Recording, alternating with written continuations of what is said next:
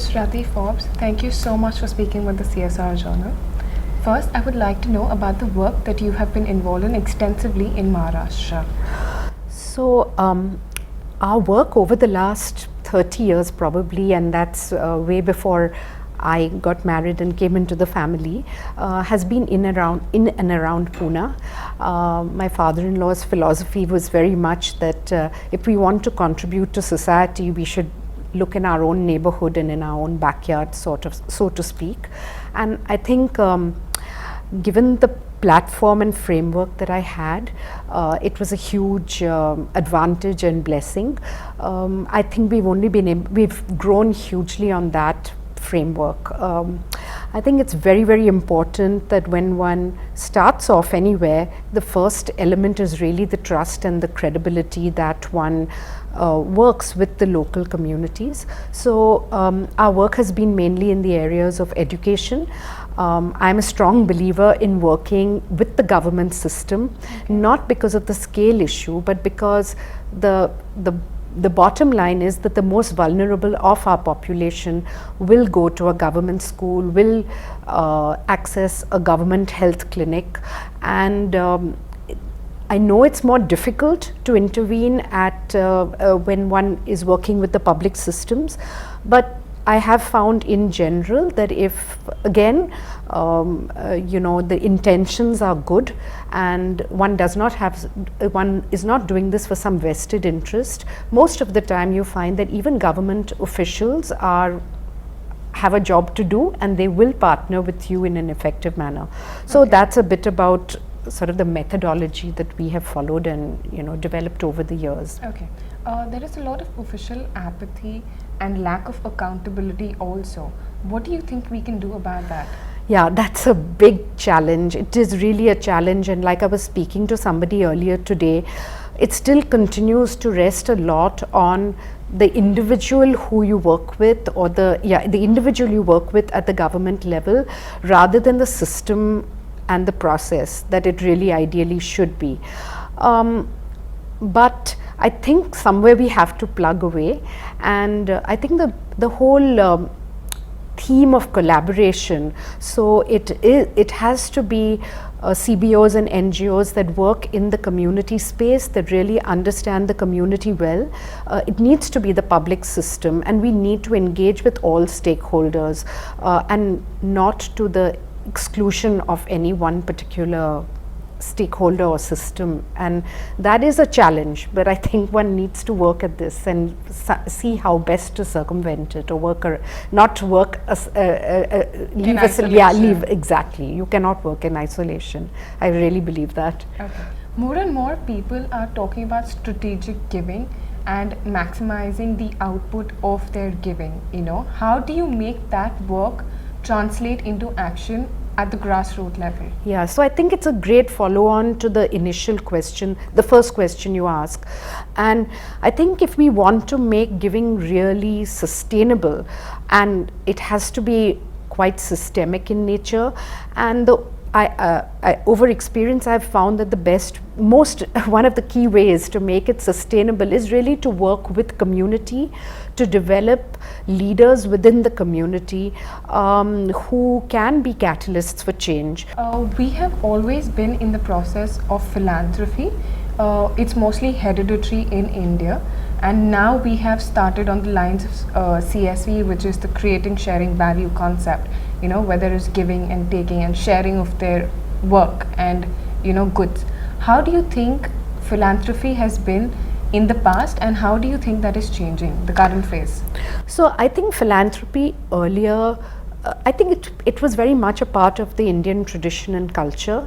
But I think it was to a large extent, when one was a philanthropist, one gave either to a family temple, a family school, something in some ancestor's name, to a village that one belonged to, or to your own ethnic community. One gave back.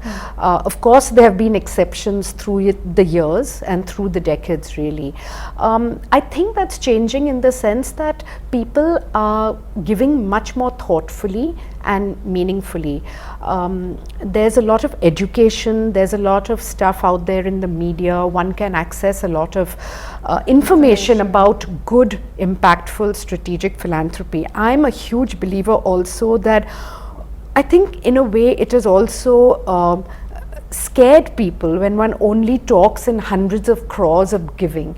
And everybody does not need to be a millionaire or a billionaire to give and make a difference. You can give impactfully and strategically even with small amounts of money. There have been many examples which I know when I had worked on CII's panel. We've actually had some of our most impactful associations in giving when a group of industries have come together and given, and they did not give huge amounts of money, and as still they have been able to make a difference in even 5-10 years later. When you go and look at that project or the rural area, you see that that difference has actually changed lives and has been sustained. More importantly, has been sustained, and I think that's what's really key and important. Okay. When we talk about sustainability, which we need, you know, on a large scale, the 2% has been mandated now. How do you see this to roll out in the next 10 years in our country? I'm very hopeful. I think that this 2% rule and policy, even though it's come up for quite a lot of not criticism, but a lot of, you know, people have sort of talked about the gaps in it or the lack of clarity in some areas. I still think overall it's a great policy that has been rolled out by our government. I think it's very far thinking. Yes, it will evolve along the way, and the clarity that corporates and others are seeking will be given. I think there was also a concern that people would use the easy ways of parking this 2% and give it to Prime Minister's Relief Fund and other such avenues, but actually data is showing over these last 2 years that that is not the case, and that makes me even more hopeful that people are really thinking about how that they can meaningfully and thoughtfully use this 2% from their companies to give. How important do you think are individuals to the whole CSR aspect? I think individuals are important, but at the same time every company cannot really afford to have on their payroll a dedicated person to CSR activities. And I find a lot of small and medium-sized organizations, which that is the greater mass in our country. So those would be 80 to 85% of them, but at the same time they are profitable enterprises who come under the ambit of this 2% CSR. And I think it's organizations like Dasra and others that are, and the media, which are helping people to think about, even within organizational boards, even within HR departments, which are very often mandated for this. This is part of their role and responsibility. Even though they may not have the actual training, they have been able to give in a more meaningful and thoughtful way, even in these first 2 years. I think a huge piece is going to be capacity building of people within our organizations, and especially for small and medium-sized enterprises. I don't think there's enough out there, and I think that that is a piece that media, online media pieces, and of course training, you know, face to face, will play a huge role. Absolutely, absolutely. A last couple of questions. You come across a lot of data and use a lot of ranking and all of that. What kind of parameters do you base them on when you have so much of data around you? So tell me, what is the larger picture that you see on a very personal level about CSR? Not only corporate social, it can be the common man, it can be, you know, the citizen's responsibility. What is your personal opinion on a very large perspective? I think somewhere I don't know whether I'm answering, I'll answer in two pieces. I think somewhere all giving, which is from an individual philanthropist or from a family foundation, is motivated more by something one has seen, something which has moved one, and sometimes that may not be the same with the 2% CSR. The Okay. 2% CSR in a public enterprise, for example, may be entirely different. I don't think one or the other is right or wrong. I think both are hugely required in our country. For myself, because you asked on a personal level, I think it's a bit of a combination. So because I have worked in this space for a number of years, I think that one does see a lot, one meets a lot of people, one goes to sites and projects over the years, and one realizes areas that need support. And when I say support, I don't think it's the monetary support. I think it's the support of skills, competence and capacity building, which are as important. Somehow money comes, but so I would hope that this 2% CSR really is not just a way of passing money, because that there is, and I think there's no dearth of that. But I do think that the capacity building of people at the community level, skills and competency, which we have in a lot of in our organizations, somehow if that can pass along with the actual financial passing, I think that would be a real value add piece. Okay. Last question. Tell me very briefly, what is CSR to you? What is CSR to me?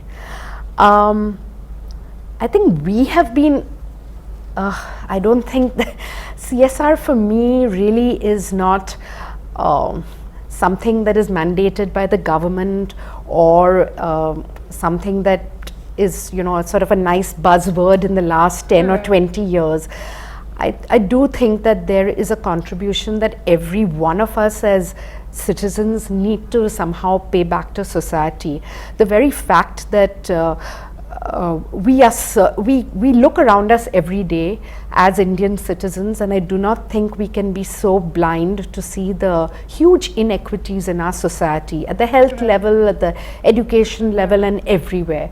And I think we can all contribute in some small way, not necessarily again monetarily, but in every way. And I think this needs to be a culture and a philosophy that most of us have imbibed in our families. But I think it's very important that even at the high school education level, at the college level, we need to sort of introduce this culture and perspective into our kind of Indian DNA. Okay. And that to me would really be true sort of CSR.